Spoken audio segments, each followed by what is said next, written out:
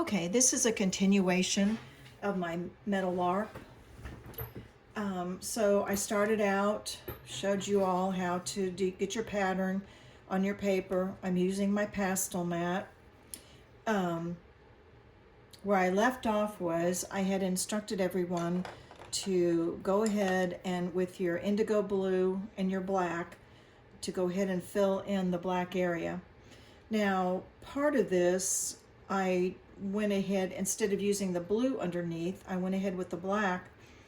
And if you do that and take your blue indigo and go over it, it presses that color down into the paper. So you can do it one of two ways. Use the blue first or the black first. It doesn't really matter, but the blue really does help add a little bit of color. And as you can see, it presses that black color down into the paper. I'm using a little bit of pressure only because it's kind of what it takes to get that pressed in there. Now, every single stroke I use with my pencils, I have a purpose to it. I know where I'm going with my pencil. I don't want to get outside of the line. It's kind of like when you first learn to color, you want to stay inside the lines.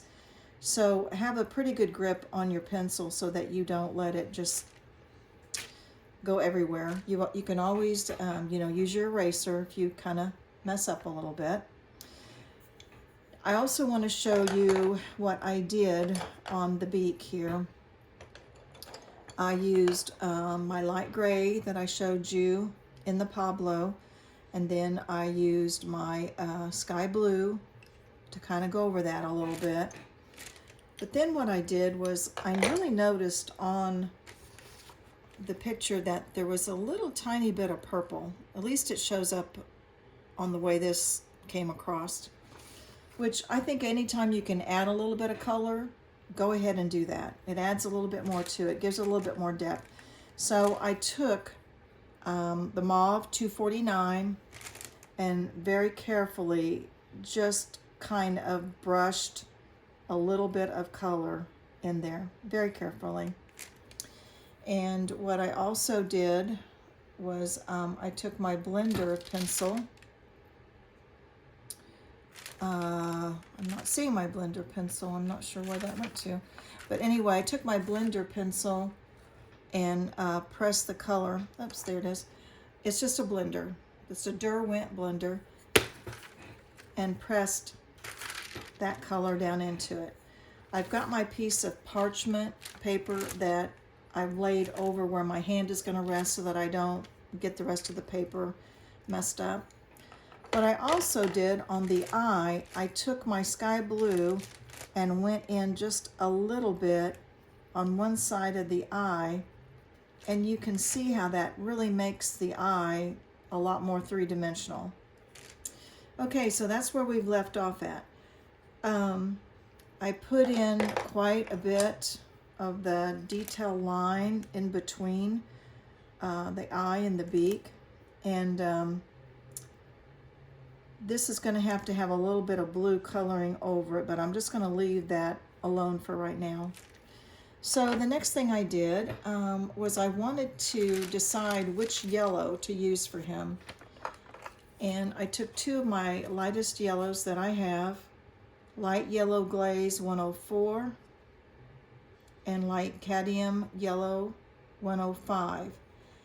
I think with this light yellow glaze being the lightest one, I'm going to go ahead and use that to start out with for my yellow, because I really want the lightest yellow, and then on some of these colors where it's a little bit darker, I can always go with some of my other darker color yellows over the top of that. So let's go ahead with the lightest yellow here, and we're going to go ahead and kind of start to fill that in where you see it on your picture. As you can tell, with the beak being pretty realistic looking and getting the eye in, you can already tell it's taking shape. It's looking like a bird. I can already tell this is way too light, so I will probably end up going over it, but that's okay. We'll go ahead and put this in as kind of a base.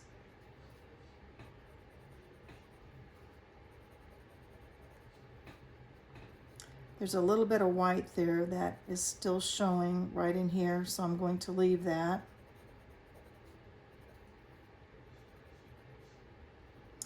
And now that I've actually put that on the paper, I think I am going to go to the light cadmium yellow, the 105, and I'm going to use it instead because I believe I need more yellow in there. Yeah, that's a lot better. That shows up a lot better. Your yellow glaze is exactly what it really means. You usually use that to glaze over something. Okay, that's pretty good, I think. Now we're going to come down here off of the beak, and I'm just going to kind of draw in where that yellow lays in there.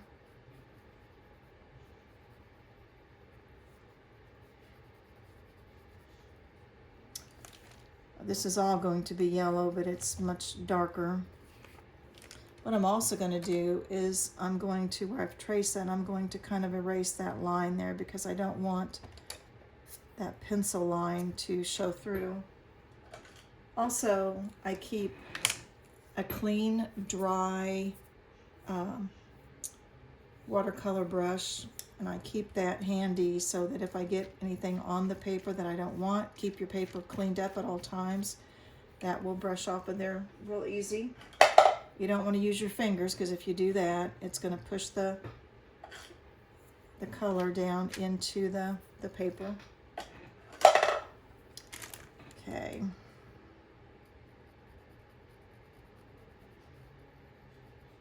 Gonna draw that in a little bit.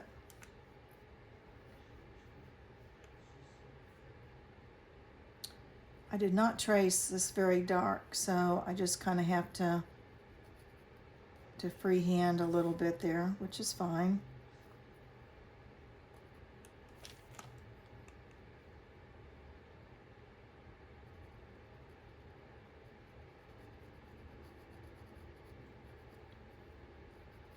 And I can see right here where that's going to be black in there, and I brought the yellow down, but that's okay because I can use that black over the yellow. It'll be all right. Or take my eraser and take some off.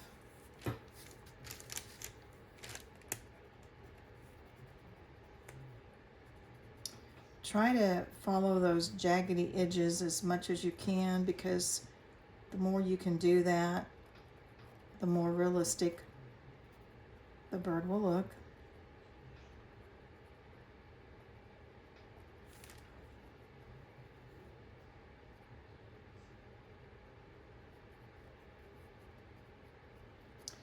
Okay, so now that I've got his yellow on his chest and throat outlined, I'll go ahead and fill that in. And then while I've got my yellow, I'm going to come on down here. I've outlined where his the black on his breast is. I will go out around that and fill in with the yellow. I'm not too worried about these pencil lines because I'm going to come in with my black and join up next to that yellow, so that will cover those up.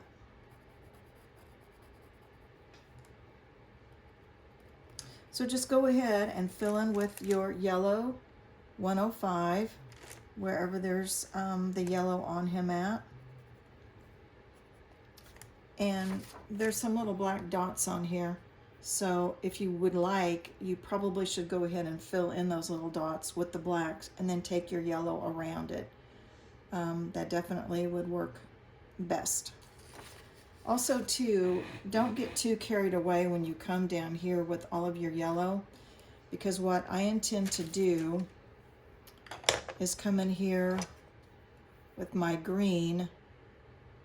It's grass green 166, and on the picture where this grass is, I am going to go ahead and make those marks now before I bring in my yellow. I'll put those marks down on here so that, because once you put all that yellow in, it's going to be a little difficult to go over that with the green. So I'm going to go ahead and fill that grass in around the bird before I bring in all the rest of my colors. So feel free to go ahead and do that. Lay in that green grass. Some of this grass really has some highlights where the light is shining on it, and so I'm going to